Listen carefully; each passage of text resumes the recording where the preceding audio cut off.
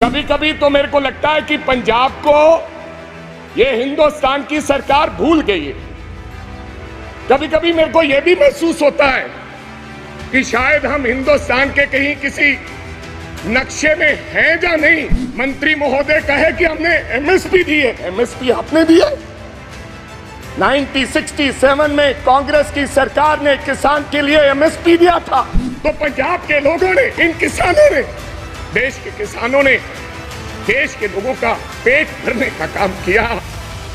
आज कोई आसान नहीं कर रहा कि हम उनको एमएसपी दे रहे हैं। आदरणीय हमारी संसद ने उन किसानों की मांओं के बारे में ये कहा कि ये तो 100-100 रुपए पे भाड़े पे लाए हुए लोग हैं।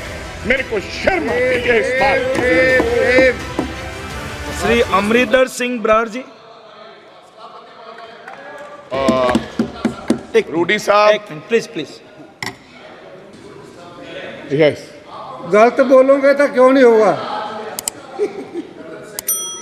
नहीं गलत क्यों? रूडी साहब, थैंक यू। रूडी साहब आपकी बात मान ली है।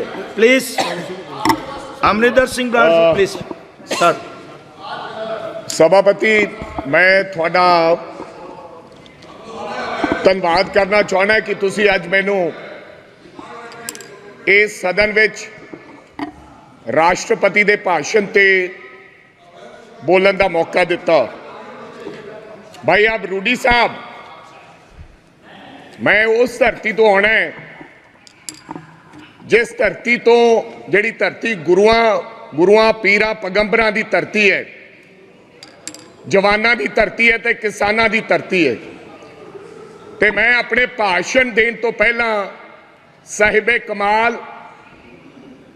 गुरु गोबिंद सिंह जी महाराज जी का वो जिहड़ा फरमान दे अशिवावर मोहे एहे शुभ कर्म अंते कब हूं ना टरूं हर सो जब जाए लरूं निश्चय करे अपनी जीत करूं। सच्चे पातशाह दा ये फरमान दे नाल मैं अज इस लोक सभा च बोलन लगे। सभापति, मैं आपको बताना चाहता हूं, मैंने कहा कि मैं गुरुओं की धरती और जवानों की धरती और किसानों की धरती से आता हूं। जवानों की बात आज हमारे आदरणीय राहुल गांधी ने की है। हालांकि विपक्ष द्वारा उसको घुमाने का काम किया, लेकिन राहुल गांधी ने एक बात कही कि अग्निवीर को शहीद का दर्जा इस देश में मिलना चाहिए। मैं इसलिए कह रहा हूं सभापति साहब, कभी कभी तो मेरे को लगता है कि पंजाब को यह हिंदुस्तान की सरकार भूल गई है।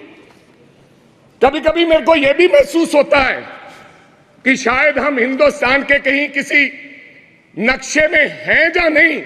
जिस प्रकार से हमारे सरकार का हमारे पंजाब के लोगों की तरफ व्यवहार है, ऐसा हमें महसूस होता है। मैं आपको बताना चाहता हूं सभापति साहब, जब हिंदुस्तान के देश के प्रधानमंत्री जब लाल किले पर झंडा लहराते हैं, और मैं गर्व से कह सकता हूं कि उस झंडा लहराने में पंजाब के हजारों नौजवान लोगों ने अपनी शहादत दी है। ये अवसर इसलिए प्राप्त हुआ है सभापति साहब। मैं कहना चाहता हूं सभापति साहब, मैं अपने किसान की बात करना चाहता हूं। पिछले 1.5 साल से सभापति साहब, पंजाब का किसान, देश का किसान, आज बड़ी बड़ी बातें की गई। आदरणीय मंत्री महोदय कहे कि हमने एमएसपी दी है, एमएसपी आपने दी है। 1967 में कांग्रेस की सरकार ने किसान के लिए एमएसपी दिया था। जब देश भूखा मर रहा था, तो पंजाब के लोगों ने, इन किसानों ने, देश के किसानों ने देश के लोगों का पेट भरने का काम किया। आज कोई आसान नहीं कर रहा कि हम उनको एमएसपी दे रहे हैं। किसान लीगल गारंटी मांगता है सभापति साहब, एमएसपी की लीगल गारंटी। आपको मैं बताना चाहता हूं, 700 किसान पंजाब का शहीद हुआ। और मेरी एक आदरणीय हमारी संसद ने उन किसानों की माओं के बारे में ये कहा कि ये तो 100-100 रुपए पे भाड़े पे लाए हुए लोग हैं। मेरे को शर्म आती है इस बात की।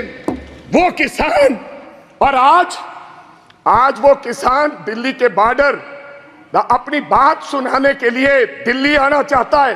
क्या दिल्ली देश से अलग है? क्या दिल्ली में पंजाब के किसान नहीं आ सकते? हमें हरियाणा के बॉर्डर पर रोककर हमारे पर गोलियां चलाई जा रही हैं। हजारों लोग किसान हमारे वहां पर इंजर्ड हुए और कईयों की मृत्यु हो गई, मौत हो गई। लेकिन सरकार की तरफ से गर्मी है। 45-47 डिग्री में बैठा किसान चीख कर पुकार रहा है कि हमें एमएसपी की लीगल गारंटी दो, हमने दिल्ली जाना है। लेकिन उनको आदेश है हरियाणा की पुलिस को, यह देश के गृह मंत्री के द्वारा दिया गया आदेश कि पंजाब का अगर कोई व्यक्ति दिल्ली की तरफ किसान मुंह करेगा तो गोलियों से उसको मार दिया जाएगा। ऐसा हमारे साथ व्यवहार हो रहा है सभापति साहब, ये हालात है। आप कहते हो किसानों को, आपने किसान निधि योजना में आपने बड़ा कोई इनकलाब खड़ा कर दिया। आपने कहा कि 3,20,000 करोड़ लोगों को हमने 20,000 करोड़ दिया है किसान निधि योजना के तहत। मैं पंजाब की बात बताना चाहता हूं। आंदोलन के बाद हमारे साथ किस प्रकार का व्यवहार हुआ। 2019-20 में 23 लाख लोगों को किसान निधि योजना का फायदा मिलता था।